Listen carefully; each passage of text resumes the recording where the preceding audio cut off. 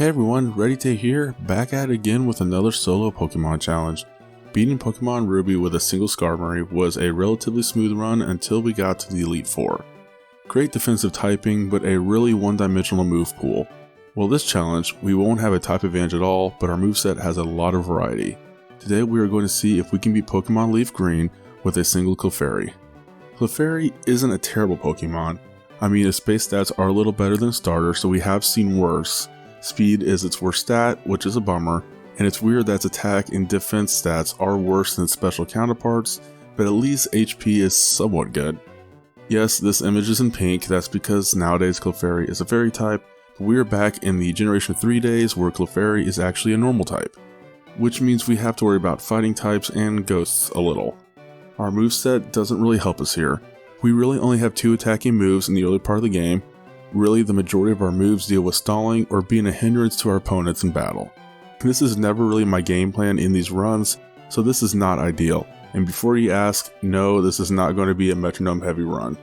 Who knows, I might use it a little, but as soon as we find a replacement, I will probably do away with this move. Meteor Mash might be a cool move to have later on.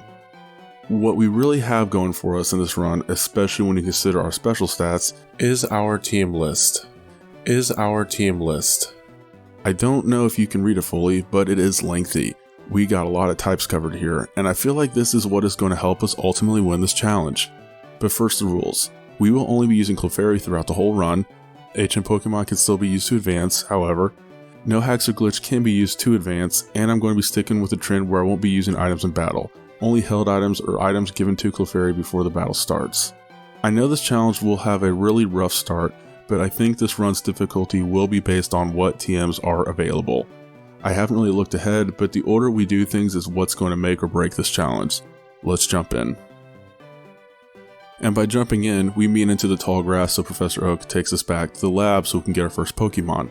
It was tough to decide who our opponent should pick for a starter, but eventually I came to the conclusion that we should probably battle against someone who is more defensively tanky. So I used the Pokemon randomizer to have Clefairy replace Charmander, and I nicknamed Clefairy Whitaker since she fell to Earth. Yeah, if you aren't familiar with Clefairy, it's supposed to be a star-shaped Pokemon and have cosmic extraterrestrial origins. A lot like, well, you know. Anywho, Whitaker's stats are rather even, but as we progress throughout the run, this will not be the case, especially given her nature, which is mild. That means she will have an increased special attack and decreased defense. I both love and hate this. We'll be picking up a lot of special attacks from TMs, but we will also need to be careful that we are at a place where we can take several hard hits later on in battles. Speaking of battles, our first one with our rival went really smoothly, mainly due to Whitaker's ability, which I totally forgot about. That ability is Cute Charm. Basically, anytime she gets hit by a physical attack, our opponent could possibly be infatuated with Whitaker. There's a 30% chance this can happen if the opponent's Pokemon happens to be the opposite gender. Considering that this game bases the opponent's Pokemon's gender off of its trainer, we might see this ability a lot, considering there are a lot of male trainers in this game. For those that aren't familiar with infatuation, if a Pokemon is infatuated, there is a 50% chance each turn that it can attack its target. It was a bane to my existence in my Tentacle and LeafGreen challenge. Wait, was that really the last time I've done a challenge in this game? Anyway, it'll be nice to have a stats condition on our side for once. But for the time being, this battle was extremely non-eventful and short. But we're still going to get some level ups before we have our rival rematch. We seem to level up fast, which is great, because we are going to be doing a lot of grinding when it comes to getting to a point to beat Brock. We meet up with our rival, with Whitaker being at level 9, and we can't actually win from here. Mainly due to bad accuracy luck, even if we only get one sand attack from Pidgey. If we even get Pidgey or Squirtle asleep from Sing, which we just learned, it only stays asleep for one turn, basically. We try this battle again at level 10, and we get the win on the second attempt. We could have won on the first attempt if it weren't for the fact we got hit by 2 critical hits. Again though, when we do get the win, there isn't much to report. We aren't really taking chances here with Sing, so the win just deals with spamming Pound. But don't get me wrong, we will most likely need Sing for later. Probably when it comes to Brock, honestly, we don't really have a lot going for us when it comes to trying to get our first gym badge. Obviously I'm going to battle all the trainers in Viridian Forest because we are going to need all the levels we can get. We really only have one attacking move right now, and that is Pound. It has 40 base power, and sure, it is stab for us, but that still isn't going to mean much when it comes to fighting Geodude and Onix. We might have some luck if we can keep Brock's Pokemon asleep with Sing, but that move can miss a lot. We have another attacking move we can learn down the line, but it is the useless Double Slap.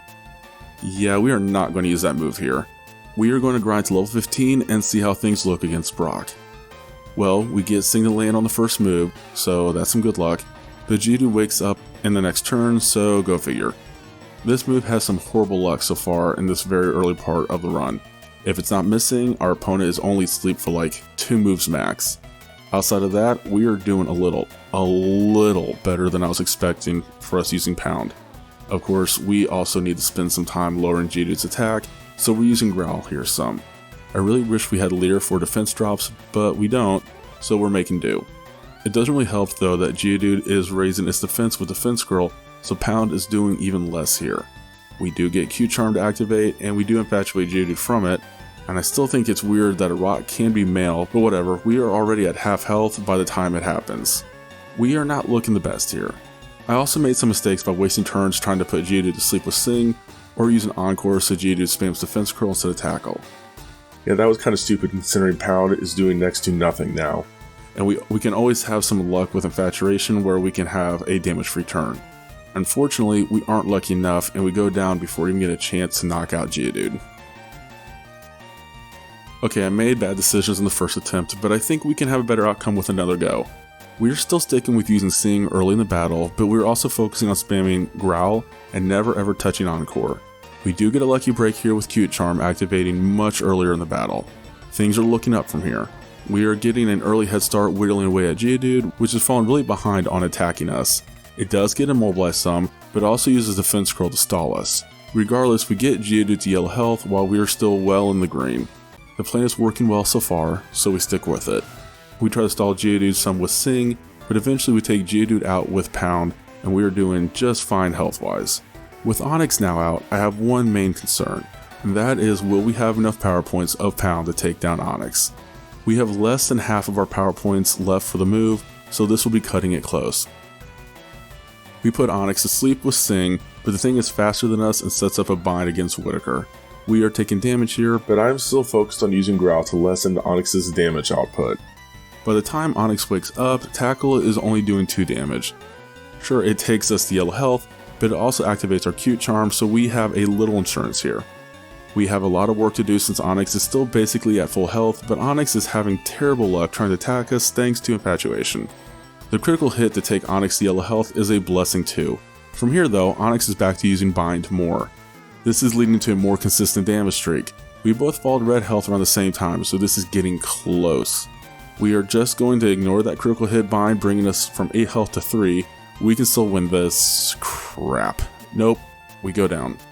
Onix had to have 1 health there too. It's so close and so frustrating. I know that technically if the battle was that close, we could also win this, but I am not risking it. We are going to grind a couple more levels and go from there. Well, another 2 attempts at level 17 go just like the previous attempts at level 15. So let's see how we look at level 19. Okay, so I gave level 19 many attempts to pull off the win because I felt confident we could get the win here, but time and time again we lost. Okay, do we need to keep grinding? This is probably the most monotonous start to a challenge I've had in a long time. We don't really have a lot of good places to grind, and we are so close to win this battle and getting to actual progress in the game. Okay, we get a couple more levels and we are now at level 21. Speaking of monotonous and boring, there isn't much to talk about in this battle. We just spam Pound the whole time. There is no more strategy here besides the strategy that exists in all Pokemon battles. Get your opponent's Pokemon's health to 0 before they get yours to 0. I'm not dealing with attack drops or sleep luck. We are just attacking over and over again. And it is beneficial to have Q-Charm here since it does immobilize Brock's Pokemon. But in the end, we come out on top with Whitaker being the last Pokemon standing. Finally, we can progress some and make the run more interesting. Mount Moon went rather smoothly. We have a pretty good level lead at the moment thanks to Brock, so we are skipping trainers here and there so we aren't battling all the time. Which also helps when it comes to saving power points for Pound. It is rough only having 1 attacking move at the moment. It has a lot of power points, but it's still finite, and it will run out if we aren't careful. We do get through the cave in one go, and we don't run out of pounds. Oh look, the dome fossil. When we get to Cerulean City, I decide to give Misty a try. Staryu is really easy to knock out with 2 pounds. Starmie though is faster and considerably more stocky defensively. We need about 5 pounds to take it out, but that would also depend if we could survive that many water pulses, which just isn't possible at the moment. Also, Recover is always an option Misty likes to use. I did give this a go where I spammed to minimize with Staryu out, and that was helping with having Water Pulse missing, but Starmie has Swift and that move just doesn't miss. So we still end up going down. Well, we are really close to a win here, so let's see how things look against the rival. Out first is Pidgeotto, which its sand attack is going to be the bane of our existence for the remainder of the battle. Pound is doing good here, but it does take a while for us to land the last one to knock Pidgeotto out. It's sort of okay though because it is immobilized by Love thanks to Q-Charm, so we are still okay by the time it goes down. REDyTay has a critical hit one shot, so at least that exchange was real effective. Of course we are back to missing Pound when Squirtle comes out. It's not hitting too hard with Tackle, and it's also wasting some turns here by using Withdrawal or Tail Whip, so things aren't looking too scary. Eventually we fall into yellow health from a water gun, but we soon after take Squirtle out. All that is left for our rival is Abra, which actually can't attack us at the moment due to the only move it has being Teleport. Despite the battle being over in that regard, we waste a lot of time missing Pound, so it still takes several turns for us to one-shot Abra and win this exchange with our rival.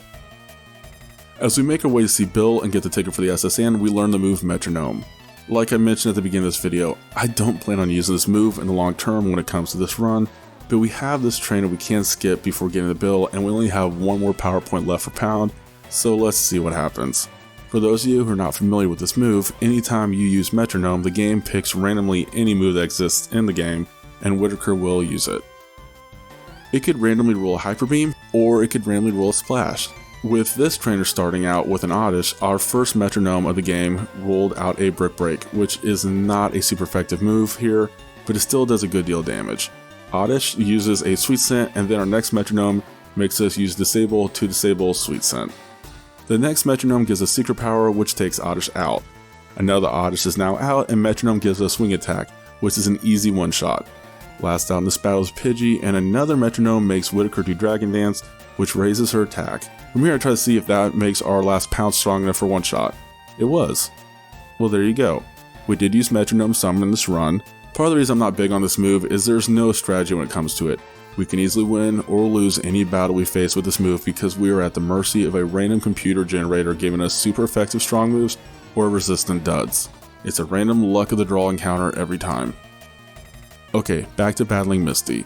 We are at level 29 and we still have a hard time trying to get a win here.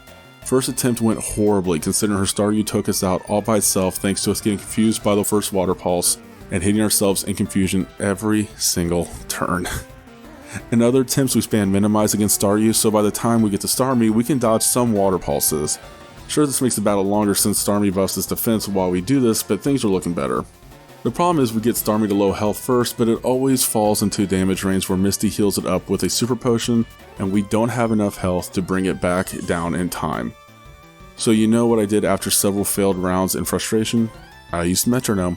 Staryu is still going down from Pound after several minimizes. That part of the plan doesn't change. When Starmie is out, we switch to using Metronome, and the first one gives us Vine Whip, which is a great opener.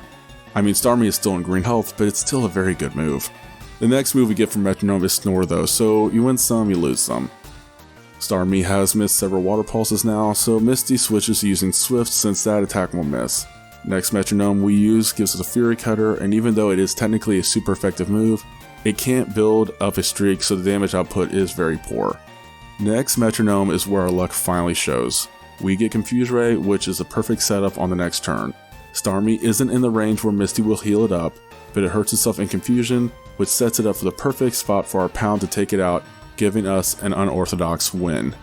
Yeah, see, Metronome is all about luck, and I hate taking the chance, but that doesn't mean I won't take it for the win. We are now at level 30, so let's see how the SSN looks. Well, actually, we are at level 34 when we get to our rival again, because I wanted to battle other trainers on the ship.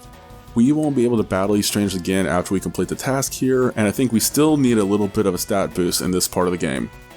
When it comes to battling our rival, it actually doesn't go that well due to the fact that we were hit by Sand Attack and Kinesis, so our accuracy was absolutely trashed. We could hardly attack, and in the end we just went down. Well, what happens if we are in a situation where we can actually land an attack? Well, Pidgeotto hits us with a tackle instead of a sand attack, so it goes down easily from 2 pounds and we don't have an accuracy drop. From here, we take some damage from a Hyper Fang from REDyTay, but Pound takes him out easily too. Pound is strong enough to one-shot Kadabra, so we don't really have a threat in losing our accuracy. Wartortle took several pounds thanks to him hiking his defense with withdrawal, but we aren't in any danger when it only gets to attack us once with a water gun. Real easy win when we aren't hindered offensively. The same thing can be said when it comes to Lieutenant Surge. There really isn't much to discuss here. We are spamming Pound, and even though we got paralyzed from Pikachu's static ability, and Lieutenant Surge healing Raichu up with a Super Potion, we come out on top rather effortlessly. Well, onward to Rock Tunnel. This leg of the run actually went horrible. One, because I still don't have this path memorized, and also this challenge is a terrible situation when it comes to all the hikers. We actually never went down to self-destruct, but we are still trying to progress through the game with only one attacking move, and it's still lackluster at that. We still have Metronome, but let's be honest, this move shoots us in the foot more than it actually helps us. And the video footage is proof of that. Pound isn't hitting hard, Metronome isn't consistent, and the power points run out before we know it. Honestly, that's pretty much what does us in these battles. We lose to several hikers, heal up, go back, beat them at the next attempt because we have more power points to attack, move through the cave, battle another hiker, lose, and repeat. We even lost to a non-hiker too the same way. This was an extremely tedious and repetitive section of the challenge, and it is such a relief when I see the exit of Rock Tunnel. Let's heal up, and we're going to face our rival again. Okay, so this was another loss in the first attempt, but this one doesn't deal with accuracy losses. Instead, we had attack power issues thanks to Growlithe's Intimidate ability, and Execute setting up a Reflect. I know this doesn't sound like it should have absolutely ruined this attempt, but all that plus the addition of being hit with a Leech Seed really prevents us from making any progress here. I still think a win is in sight though, so let's give this another go. Pound makes short work of Pidgeotto, but that sand attack could be troubling. We are now back to lowered attack thanks to Growlithe and its Intimidate. Nothing we can do about that though. We land 2 pounds, but it's still standing with the sliver. We then miss 2 pounds before we finally get to hit it again for the knockout. This means that we get hit by 4 embers, but that's okay since we never get burned and it doesn't hurt that much. I guess our special defense stat is just that good. For Execute, we tried to see if a random move from Metronome could help us. A long shot, I know. It just rolls a Kinesis, which isn't great, but lowering its accuracy is still appreciated. Of course, it still sets up Reflect, so we are facing the same problems we had last time. Actually, it might be a little worse since we now have a lower accuracy from Sand Attack. Well, actually, we're not Leech Seeded. Execute even tries to land a Leech Seed on us but misses, or we evaded it. Either way, we dodge it. And a Hypnosis. Razor Wind actually does some decent damage, but our next Metronome after that is a Mist Supersonic. We are still sticking with the randomness from Metronome, which leads to us putting Execute to sleep from Spore. 2 pounds when it's asleep knocks it out. 2 pounds also knocks Kadabra out, but we do take a little damage from Confusion in between them. Last out is Wartortle. Pound damage is decent if we don't miss. Wartortle's Water Gun is not hitting hard, but we started this exchange at half health. Wartortle does buff its defense with a withdrawal and then goes back to using Water Gun. We're doing alright with Pound, but we soon get to red health. We spend a turn healing up with Moonlight. I'm finally getting better at remembering that I have this move.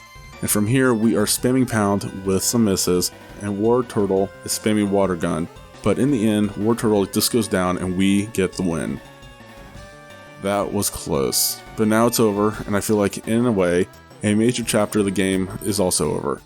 You've had to watch me basically get 3 gym badges and win 5 rival battles, and survive a lot of long routes full of trainers while I've had a Pokemon that has a stacked special stat, even though it's normal type, while all we really have to attack with is Pound and the mainly unreliable Metronome.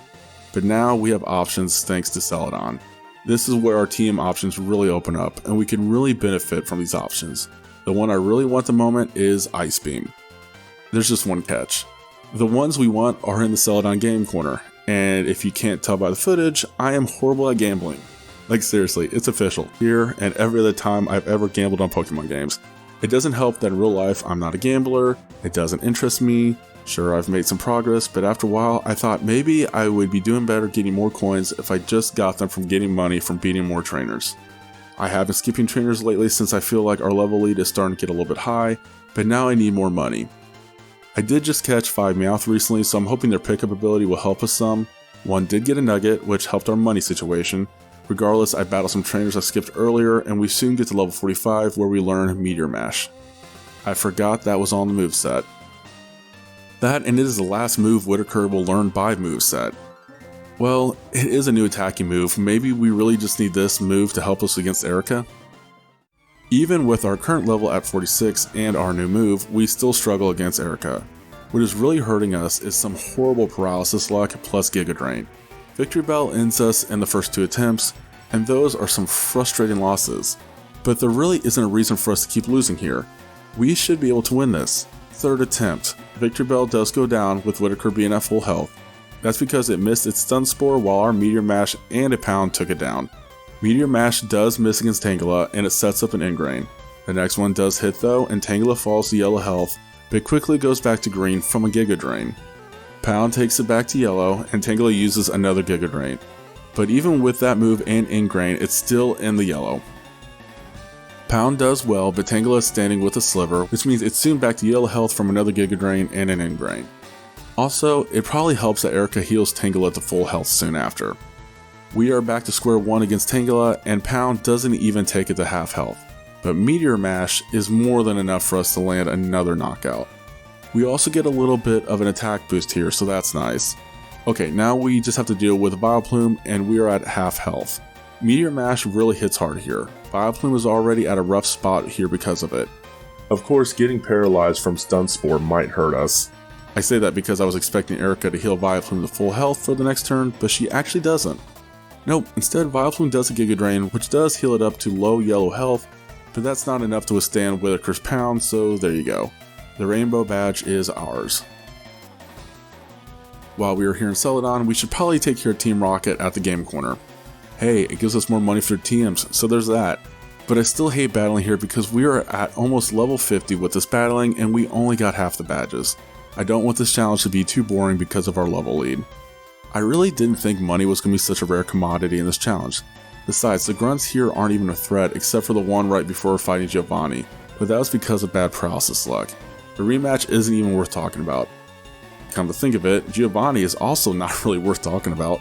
Meteor Mash really destroys Onyx and Rhyhorn. Kangaskhan takes it better than I thought it would, but another one takes it to red health, and Pound soon finishes it. Its Mega Punch was scary, but at the same time, I thought it was going to hurt more than that. Well, I thought we were going to have more money by the time we finished battling Team Rocket. I guess we were back to hitting the slots. We need about 300 more coins till we can get the TM for Ice Beam. Well, I could deplete all of my money, but I still want a little bit saved up here. We really need a move like Ice Beam right now though, since our next task focuses on battling ghost types at Pokemon Tower. Do you really expect me to rely on Meteor Mash for all of that? It only has 10 power points and misses more than it should for being an 85% accuracy move. It did take a little bit of time, but eventually I got the amount of coins needed to get to TM for Ice Beam. Oh well, it's only 10 power points. It's okay. We now have 3 attacking moves, and that's a first for us so far in this game.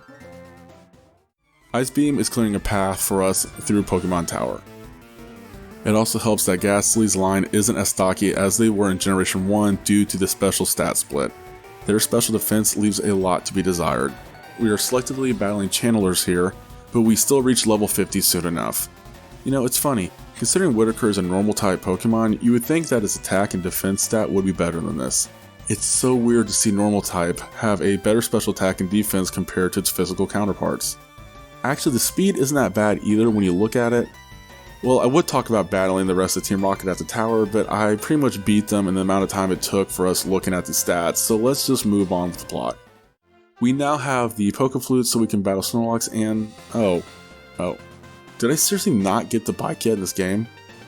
Well, while you guys are watching me go get the bike real quick, let's talk about game plan. I want to get through Fuchsia as soon as possible, but it's not for the reason you think. The reason? It's actually the Safari Zone. Yep, you heard that right, and it's not for the HMs either. Well, I am going to get those, but I'm going to focus on catching Pokemon here as well. Wait, did I not get the bike voucher for me to get the bike? Have I even been playing this game? Okay, geez, hold on guys, we are backtracking still. But yeah, I'm going to be catching a lot of Pokemon here, and if you saw my previous Fire Red challenge, you know why, sorta. We need to catch 50 Pokemon for one of Professor Oak's aides to give us the item finder, which we can use to get leftovers. We give that to Whitaker, and we get some free healing each turn. It won't heal as much as Moonlight does at the moment. This won't waste an attack turn, and I plan to get rid of that move soon anyway. Before leftovers though, we are going to focus on getting an amulet coin from another one of Professor Oak's aides for catching 40 Pokemon. This is another held item that we will give to Whitaker that will give a little extra money in every battle that we do. I'm still trying to save money here so we don't have to rely on gambling for the TMs. I'm hoping a little bit goes a long way here.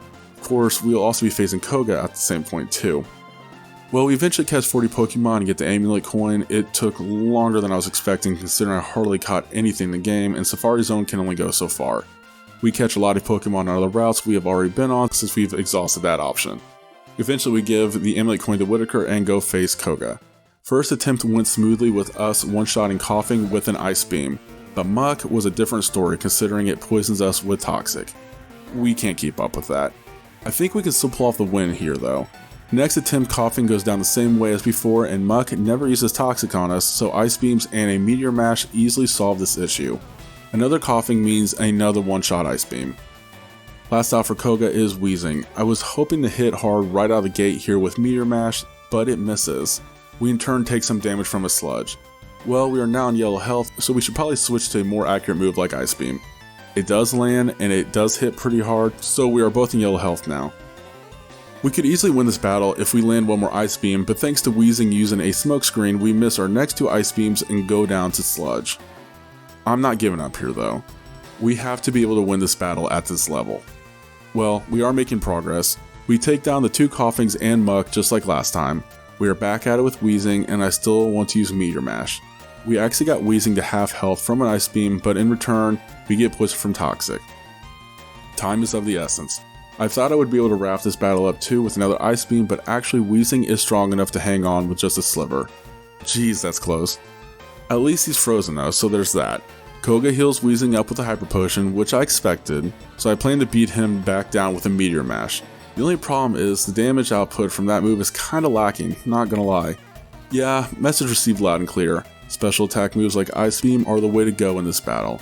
We are back to using Ice Beam and Koga uses a full heal in the next turn to thaw out Wheezing. We get to attack soon after though, and Wheezing is now at what has to be a quarter of its full health from another Ice Beam. Things are getting real scary for us though, thanks to Toxic taking us down to 15 health. We get real fortunate with being able to land another Ice Beam to take Wheezing out. We are cutting it real close there at the end, but we did it. Now let's head back to Celadon and buy some more coins for another TM at the game corner.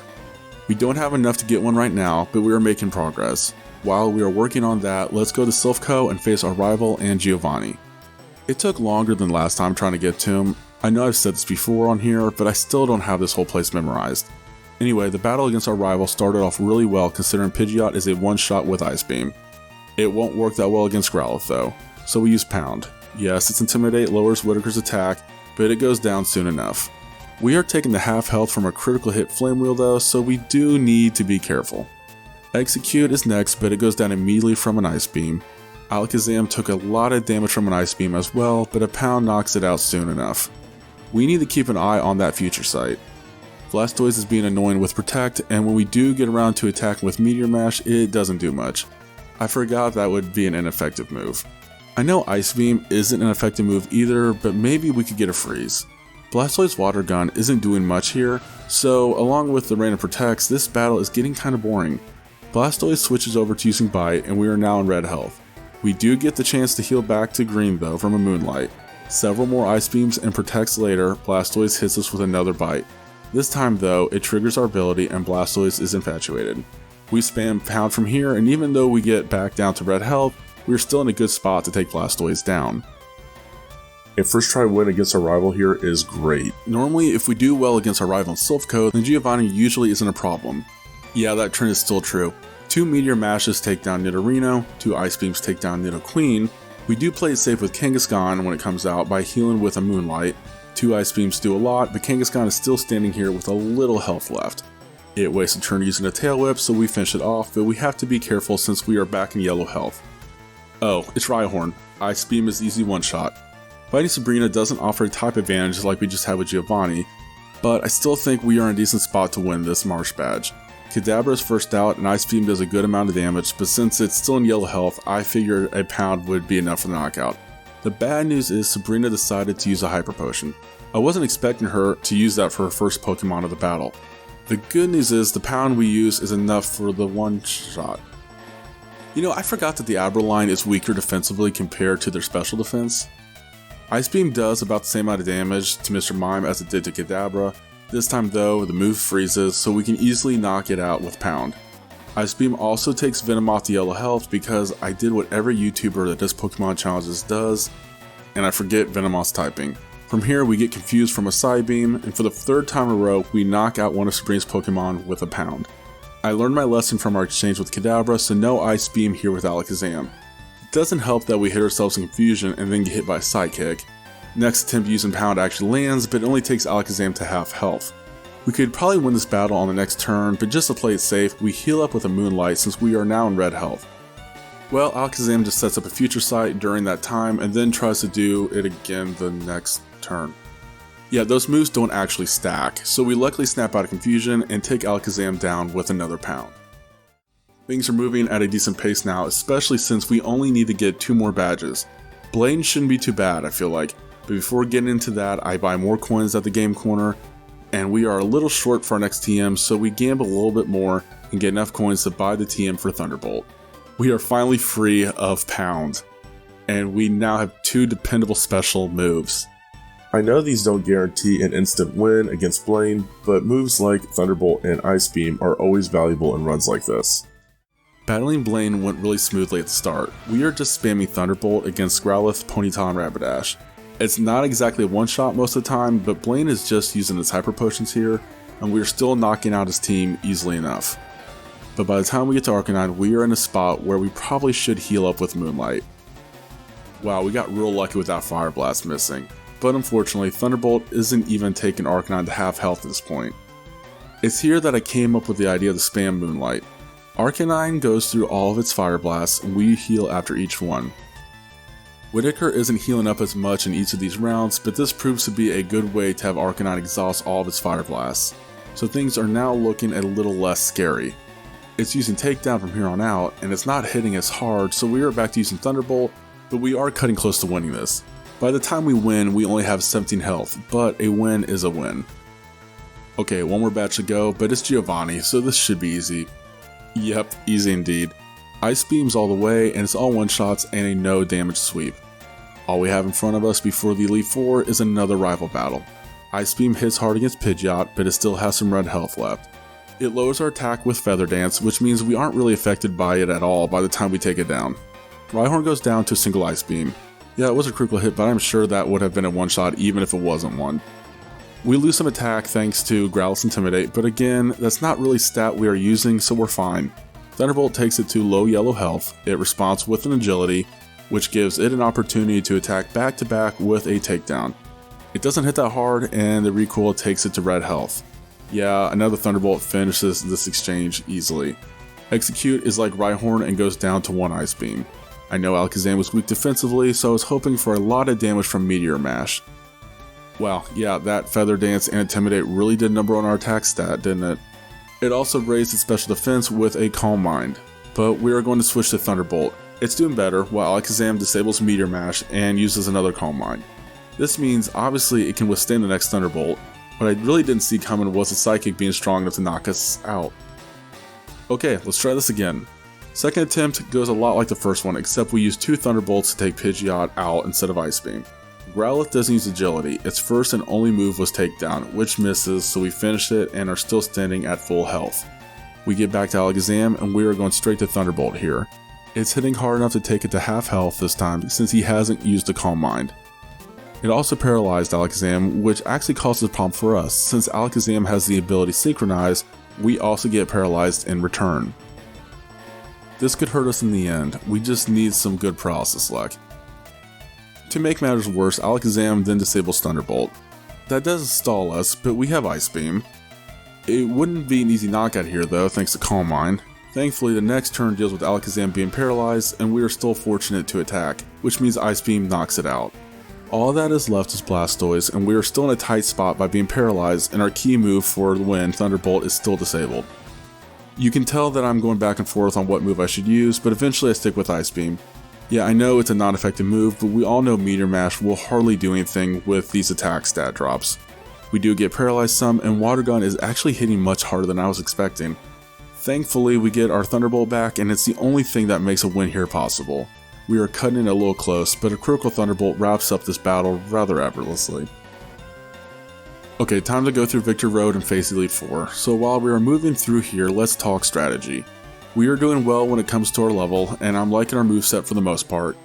Now I was planning on getting the TM for Flamethrower or Shadow Punch at the game corner, but ultimately I decided to get the TM for Psychic and Saffron. I replaced Moonlight with this move, and while we are in Victory Road, I try to use other Pokemon and Whitaker to catch 10 more Pokemon so we can go to one of Professor Oak's aids and get the item finder. We need it so we can get leftovers where we caught Snorlax. Oh, and when I get to the aid, he tells me I only needed to catch 30 Pokemon and not 50. Well, hopefully that was my only stupid mistake of this game.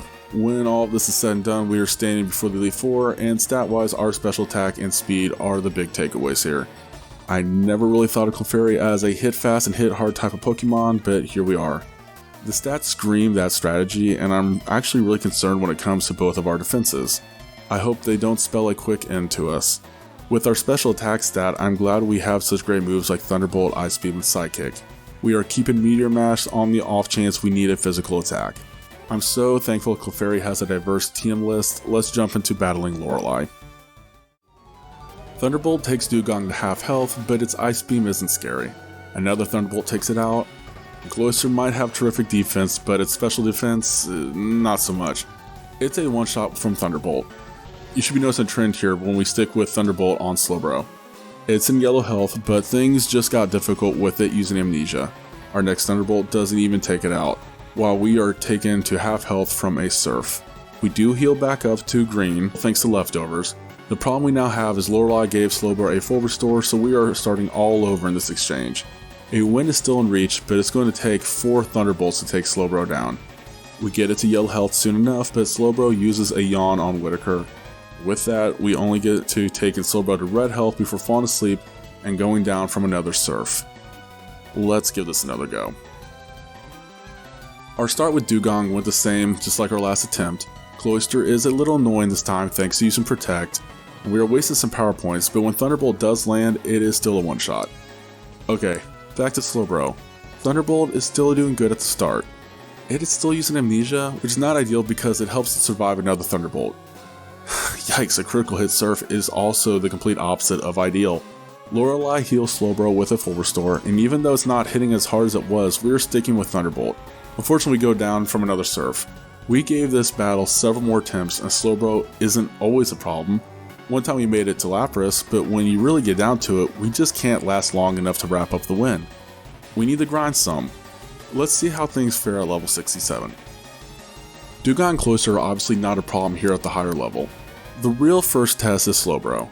Thunderbolt is hitting harder, but it's still not strong enough for the one-shot. But I think the AI doesn't like the level gap here, so instead of using this turn to set up its special stats with Amnesia, Slowbro just goes on the offensive with Surf. It doesn't hit as hard, and this paves the way for us to finish it off quickly with another Thunderbolt. So Lapras can also be a challenge, but with the grinding we did, a Thunderbolt takes it to half health. I am very happy to see that we also tacked on a Paralysis here as well. The berry though that Lapras has to bring it back to green health is not ideal. We can only bring it to red health with another Thunderbolt, which of course means Lorelei heals it up with a full restore. Well, there goes the Paralysis. Lapras still doesn't have any defense buffs though, so we can still technically take it out in 2 turns in theory. Well, almost 2 turns. Oh look, another full restore. Here we go again. Well, there you go, a critical hit Thunderbolt. Didn't see that coming. And even better is Lorelei didn't heal Lapras up, so another Thunderbolt knocks it out. So we just have to beat Jinx for the win. Well, I miscalculated, and Thunderbolt is not the move of choice here. It hardly does anything, and his Ice Punch gives me a small panic attack by leaving us only 40 health to work with. Oh, thank you, leftovers. I know it's not the most accurate move, but I decided to give Meteor Mash a go, and as our Hail Mary, it connects and gives us this very close win. Okay, well that was a little more grueling than I thought it was going to be. Let's hope Bruno is easier. I know I should be scared of his fighting types, considering that is the one weakness we have in the game, but we have Psychic, and I'm sure that this move will carry us. So I couldn't be more wrong. Let's get the easy stuff out of the way. If there's an Onix in this battle, it's an easy one-shot with Ice Beam. The first fighting type that we have to deal with is Hitmonchan, and even though we are 15 levels higher than it and using a super effective move against it, we actually don't knock it out. To make matters worse, it often opens up his part of the battle with Rock Tomb, which if you have seen my Skarmory run, you are well aware that this means a speed drop is imminent. That drop is significant enough for us to be slower than most of Bruno's Pokemon for the remainder of the battle. Not that we make it through the whole battle, since we usually take Hitmonchan out with another Psychic, but not before it severely damages Whitaker with a Sky Uppercut. Yes, we are slower than the following Hitmonlee, yes we lose here. That's often where we lost in this part of the challenge, but some attempts lead to us facing Machamp where we just go down the cross shop. If you can't tell, we need more levels again. We do have some rare candies, but even using them for us to get to level 70 doesn't help us. I know it's not stab, but I really thought Psychic was going to make this a real smooth part of the run. Level 72, nope, it's still not better. What level do we need to be? Even level 75 can't seal the deal for us. So eventually, I admit that we actually need to grind, like grind. So the next time we see Bruno, we have gotten Whitaker to level 80. Onixes are still easy to take out with Ice Beam. The big takeaway here is at this level, for the first time, we can one-shot Hitmonchan with one Psychic, which means no Rock Tomb, meaning no speed drop. Hitmonlee has better defense than its counterpart and is still hanging on with some red health. Bruno heals Hitmonlee with a full restore, but we just reply with another Psychic to take Hitmonlee down to a sliver. Don't forget we are healing some from leftovers during all of this. That really helps us. Bruno actually decides to not heal Hitmonlee up from here, so a Thunderbolt lands for the knockout. The champ is still kinda scary even at this level. At least we were able to heal ourselves up to green health from leftovers. I thought Sidekick was only going to take it to half health, so the fact that Machamp probably only has a quarter remaining of its health is nice. Cross shot missing just means we definitely have some luck on our side. Machamp heals up from a berry, but that actually works for us since it means Bruno won't see the point in healing it up, leading to it fainting from one more Sidekick. Oh no, another Onix, whatever will we do? Ice Beam. Ice Beam is what we do. Okay, please tell me our level lead now is all we need to sweep the Elite Four. Well, with Agatha, things are going really well with Sidekick one-shotting the first Gengar. Golbat is an easy one-shot as well with Thunderbolt. Arbok takes a lot of damage from Sidekick, but is still standing with just a little health. Getting poisoned from Sludge Bomb is not a good thing here. Of course, Agatha heals Arbok with a full restore, and we switch to the offensive with Thunderbolt. It takes it to about half health and paralyzes it, so now we both have status conditions we need to worry about. Sidekick then makes quick work of Arbok. We need to be careful with the next Gengar out. Sidekick doesn't one-shot it here. So close.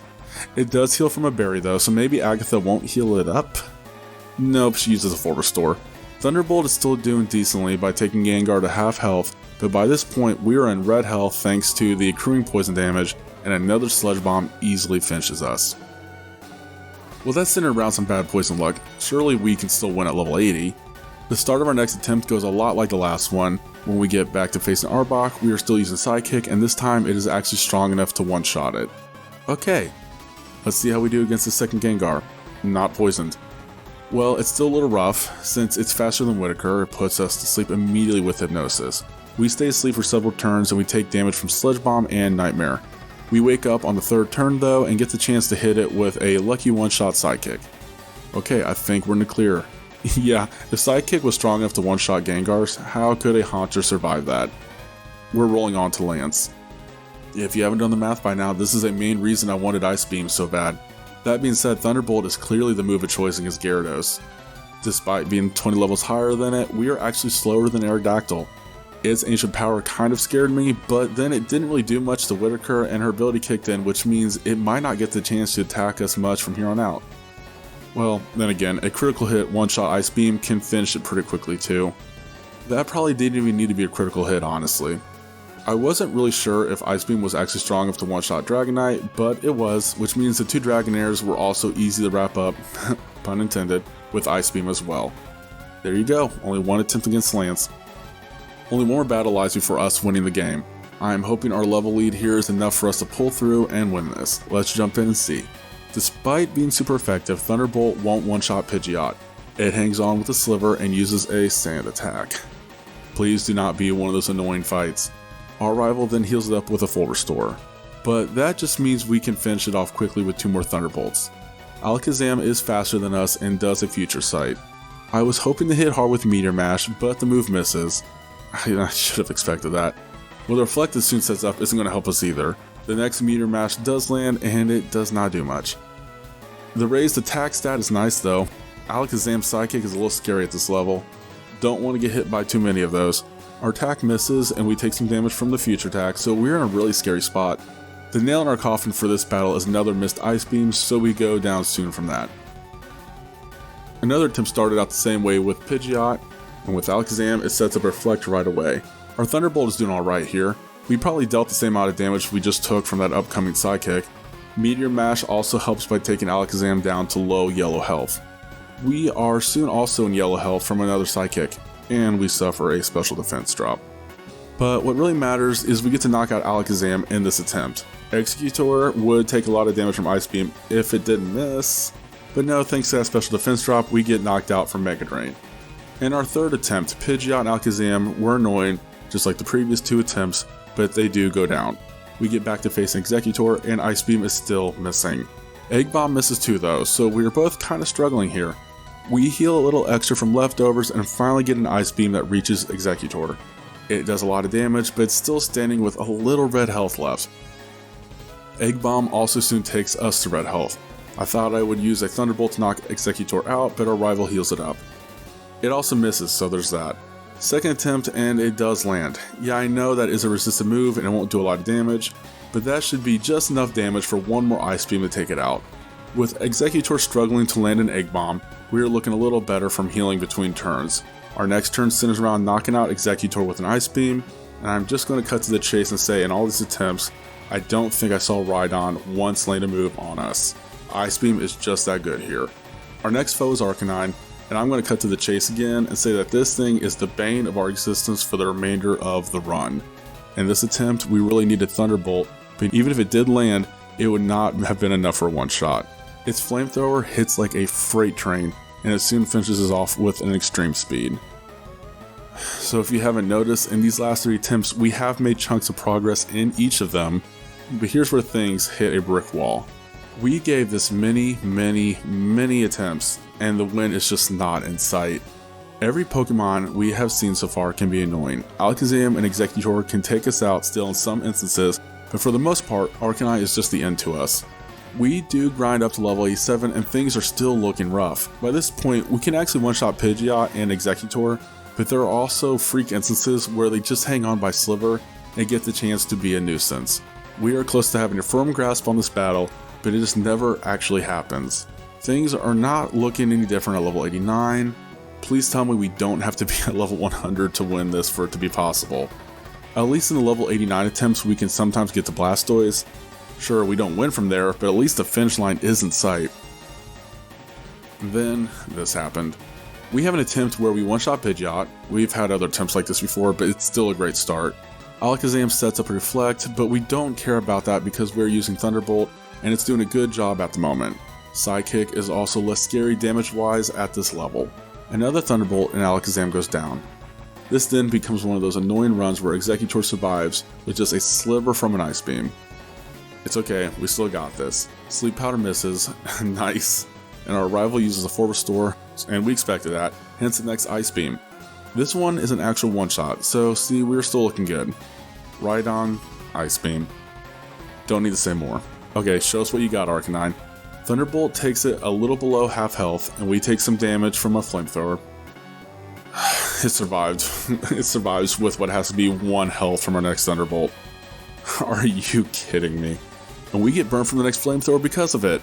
Normally I would call this a loss, since if we get paralyzed from Alakazam's Synchronize ability or we get burned from Arcanine, we have had terrible luck getting anywhere close to a win.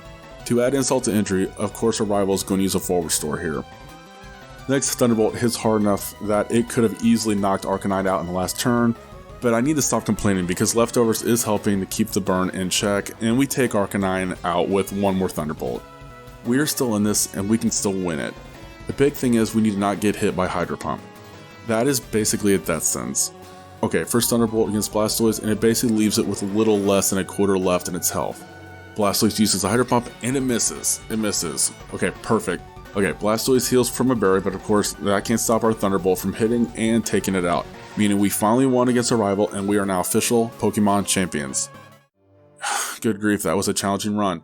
We had a really slow, kind of tedious start due to our move pool, and then we zipped through the middle part, giving us enough false confidence to think the Elite Four and the final rival battle would be easy.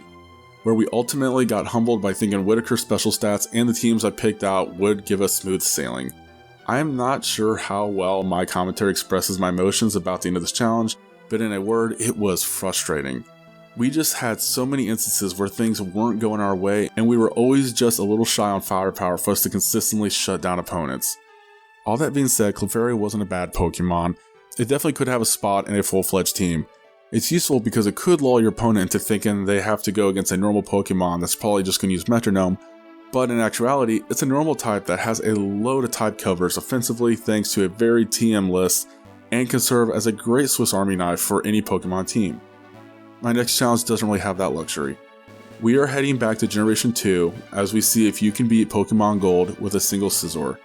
This is starting to look a lot like a hybrid of my Scyther and Skarmory run. It has parts that look fun, but some things could possibly shape up to be really difficult. We will see. But in the meantime, you can watch some of my other challenges, and don't forget to like these videos, subscribe for more updates, and please leave some comments for what you liked about the videos and what challenges you would like to see in the future, as well as suggestions on how I can make these videos better. I could always use some creative input when it comes to making these. Thanks for watching everybody, and until next time, Geronimo.